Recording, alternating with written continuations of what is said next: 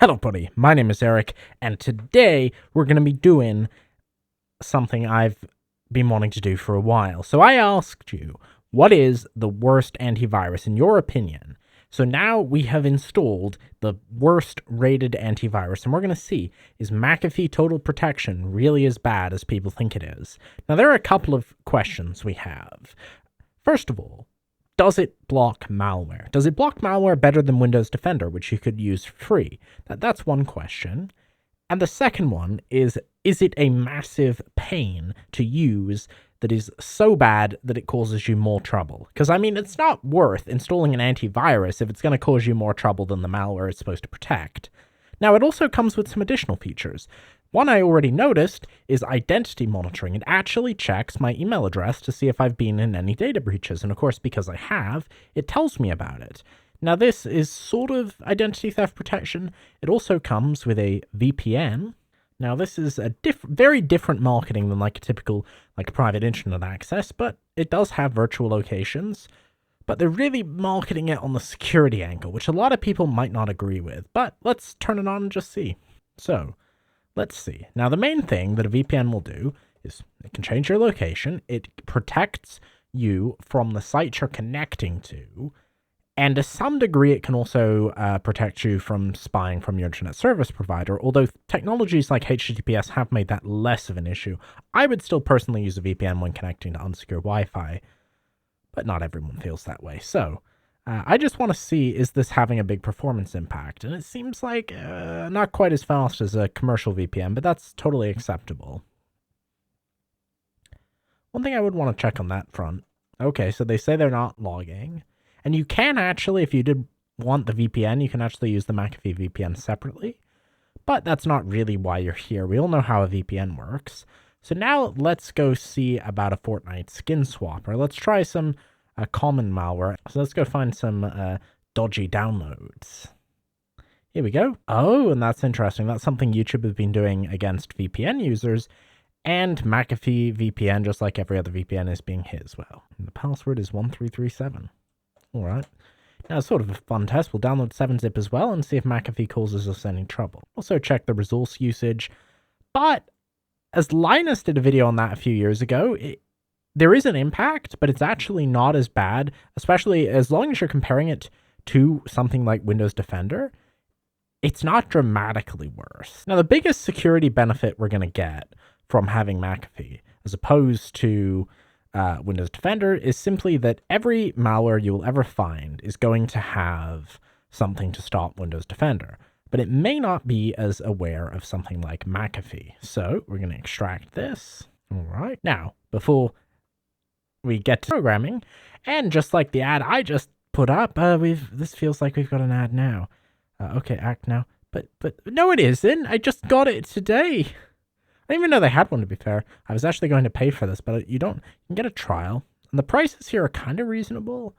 I mean, realistically, I think it's the same price in the US, but that's like $60. So that's fine. And you can also get financing. But I don't like the pop-up advertising, and I think that is actually the reason people don't like this product. It's not because it's bad, but let's see. So, given we've just installed an info stealer, I have higher expectations than most of you for McAfee. Yeah, I don't really like where this is going. No threats found. I don't like that. Irony is the only thing the info stealer is going to hack is my McAfee account, which I assume they're not going to steal from me. Okay, so there's no indication that anything was detected. But that could just be bad luck. Maybe, let's put this on virus total so we have at least a fair comparison. Maybe this program, and I'm going to guess actually, given what the trends we've seen, this is probably a DLL injection payload. So this file is probably genuinely harmless. And that means most likely, well, that's interesting, it's an unseen file according to virus total. Okay, but quite a few engines get this. The real test is if Microsoft, because Microsoft doesn't either. So no worse than Windows Defender, but it's also not that impressive. So let's try some more. And let's see if FireOhack is any better. Taking a second to launch. Come on, McaFee.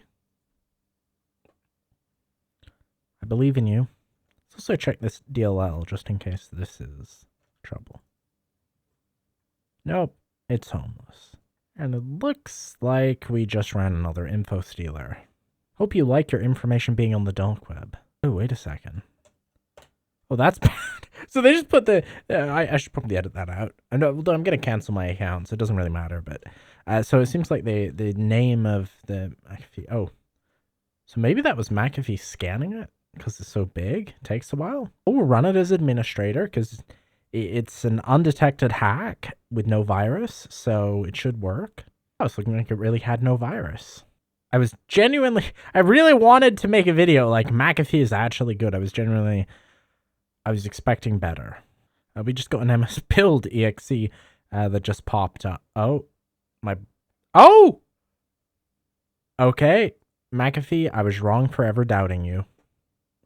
So, it would appear that McAfee caught the secondary payload. That's good to know. Okay. Well, that's good. So, we may have had some luck. Or did we catch another threat? Oh, wow. Okay. Now, given the amount of time this took, I'm a bit concerned that some of these may have actually run anyways, but this is decent performance. So the first one, which seems to be a completely new info stealer, was FUD, but the second one, that one did get detected. So good on you, McAfee. Never doubted you for a second. Now let's download something else that comes free, legit, 2024, no virus. Oh. I guess it wasn't no virus. I guess they forgot to encrypt their RAW file, so it just instantly gets detected. Well, I'm going to call that a win. At least I found something else that has no virus. So, ZRsoft, what do you say? Easy crack 4302. That's always a good sign. I'm hoping that was the antivirus taking it out, not the program, but that was the program. Oh no. We just got hacked again. Now, another thing that comes with McAfee is the ability to do a full system scan. We're going to turn that off, and we're going to do this. And we can see scan types. So we're going to run a full scan, because maybe with a full scan, we can fix this. Because I've often doubted the efficacy of scanners in this day and age, but I would love to be proven wrong. And now, there is one good thing about using any non-Windows Defender antivirus, including this one, which is that using a separate antivirus protects you from most Windows Defender bypasses. Like, I guarantee you, at least 2/3 of those will have run PowerShell commands to exclude every single file on the system from Windows Defender. Pretty much everything I test does this, but it's very uncommon to see that apply to other antiviruses. I've never once seen one that targeted McAfee. I'm sure it exists, but given McAfee isn't that popular, or isn't that well regarded, it just doesn't get the same level of targets. I've seen a ton of Windows Defender, a few malware bytes, and basically nothing else. Now, one thing it doesn't seem to be doing all that well is multiprocessing. It's not taking advantage of the full system's cores, but that could be a good thing in terms of system impact. It doesn't seem like it's using a ton of RAM, and the processor impact is there, but it's certainly nothing we can't handle. Now, this is interesting. It seems, I'm going to run it as admin again, but it seems like user mode procmon actually can't see McAfee. Now we can. That's actually really strange. But it kind of makes sense to hide it so the malware wouldn't see it, I guess.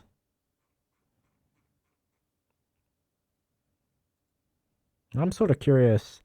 I'm sure there should be there's probably a kernel 32. I'm just seeing if there's, because basically every serious antivirus will have a kernel driver, so just seeing if we can find that as well. Now, I did also want to check if McAfee had removed our fishy auto run entries when it removed the stealer, but it didn't. So we still have this entry, even though, of course, it won't be doing anything because McaFee did remove the file. So I'm still going to call that a pass. It doesn't really matter. The cleanup was imperfect, but it definitely got the job done. There's nothing else suspicious in here. Wait a second. Oh, it's McaFee. I think that's just sysinternals being sysinternals because... Oh yeah, they own TunnelBear. So this is actually TunnelBear VPN. Yeah. No, that makes more sense, because it's not actually possible to load an unsigned kernel driver, so I knew that wasn't quite right. And here is the actual McAfee kernel driver, which of course every half-relevant antivirus is going to have. Let's see how our scan is going. Nothing found so far. Okay, so the scan took quite a while, especially given this is a virtual NVMe of only 40 gigabytes.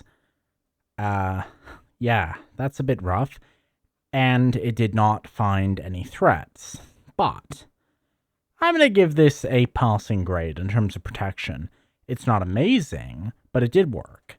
So the final question that everyone seems to have about McAfee is getting rid of it. A lot of people think, and let's find out, this is one of the biggest criticisms, and I think this really kind of is the main reason people don't like McAfee.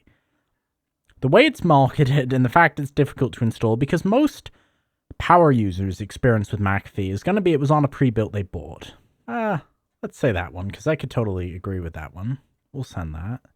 And we'll remove McAfee, and we'll see whether this is truly as bad. Maybe they fixed it up.